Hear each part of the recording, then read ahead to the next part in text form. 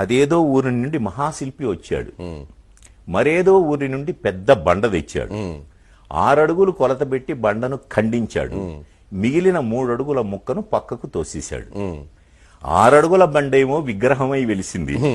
3 అడుగుల ముక్క బండ చాకిరేవు చేరింది. కంపు కంపు మనసులన్నీ దేవుని ఎదుట నిలిచాయి. కంపు కొట్టే బట్టలన్నీ బండ చుట్టూ పేరాయి. గొంతెమ్మ కోర్కెల గొంతులన్నీ తీర్థంతో తడిశాయి. మురికి మరకల బట్టలన్నీ నీటిలో ములిగాయి. అర్థం గాని స్తోత్రాలతో పూజారి భక్తి శ్రద్ధలు, చాకలి నోటి వెంట ఇస్సు ఇస్సు శబ్దాలు. శఠగోపం పవిత్రంగా ప్రతి తలను తాకుతోంది. పవిత్రతకై ప్రతి బట్ట బండను బాదుతోంది. కడకు గుడి నుండి మనసులన్నీ కంపుతోనే వెళ్ళాయి. రేవు నుండి బట్టలన్నీ ఇంపుగా వెళ్ళాయి.